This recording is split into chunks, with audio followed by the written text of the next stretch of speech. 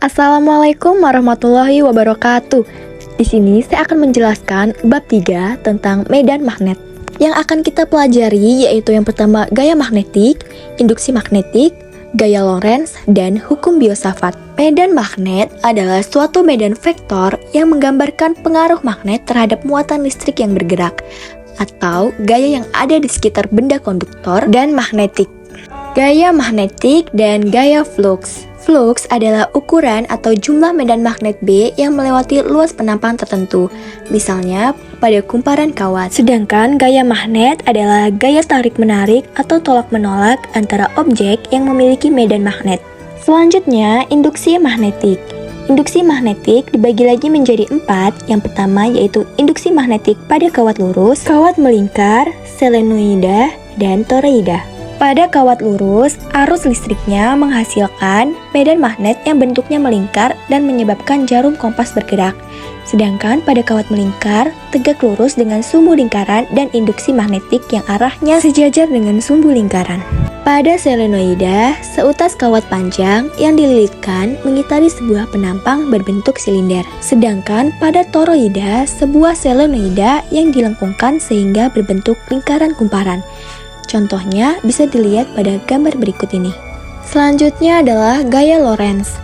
Gaya Lorentz adalah gaya yang ditimbulkan oleh medan magnetik pada arus listrik. Seperti jika kita memiliki suatu benda konduktor yang berada di dalam medan magnet, kemudian kita aliri benda tersebut dengan arus listrik, maka akan timbul suatu gaya yang mampu menggerakkan benda tersebut.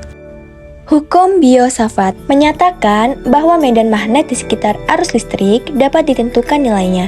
Dalam hukum Biot-Savart, sumber medan magnet adalah arus listrik. Keberadaan arus listrik ini merupakan hasil dari pergerakan muatan listrik. Besarnya kuat medan magnet di suatu titik yang dipengaruhi oleh kawat penghantar dan dialiri arus listrik adalah yang pertama berbanding lurus dengan kuat arus listrik dan panjang kawat, dan yang kedua berbanding lurus dengan kuadrat jarak antara titik ke kawat penghantar dan sinus sudut apit antara arus dan garis hubungan kawat penghantar.